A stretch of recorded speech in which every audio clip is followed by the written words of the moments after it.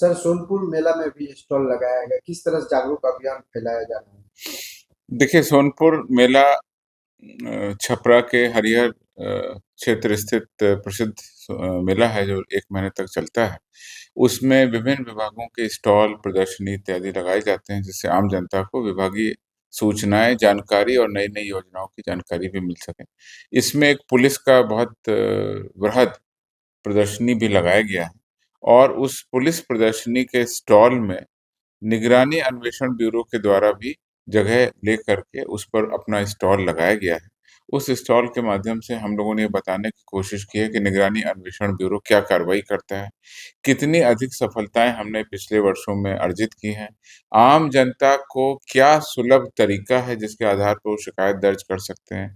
उसमें हमारे निगरानी अन्वेषण ब्यूरो के भ्रष्टाचार विरोधी मामले जो हम लोग देखते हैं, उसमें किन-किन नंबरों पर आप डायल कर सकते हैं, उसका एड्रेस क्या है और वहाँ का गूगल मैप भी दिखाया गया है, तो इसका बहुत अच्छा रिस्पॉन्स मिल रहा है।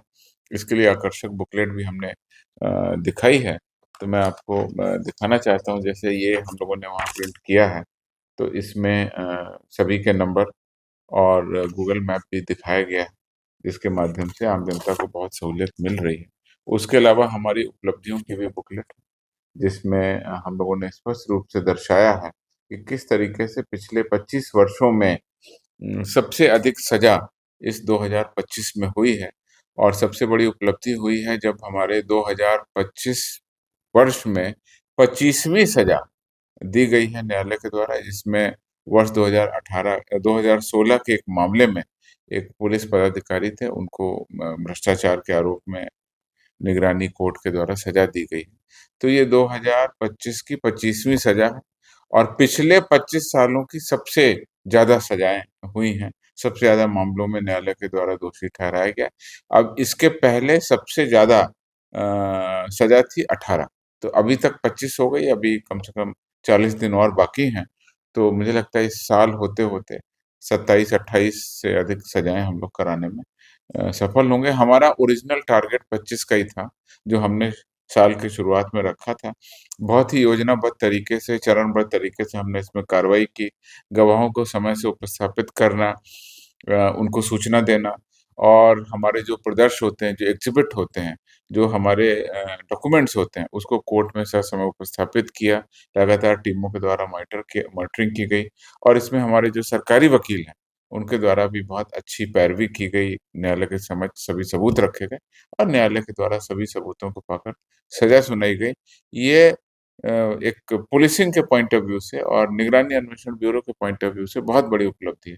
पिछले 25 वर्षों के रिकॉर्ड को 2025 में हमने ब्रेक किया, और अभी भी हम आगे और सजाएँ दिलाने की ओर प्रयत्नशील। थैंक लोगों देखिए, लोगों से अपील स्पष्ट है कि भ्रष्टाचार को ना कहें।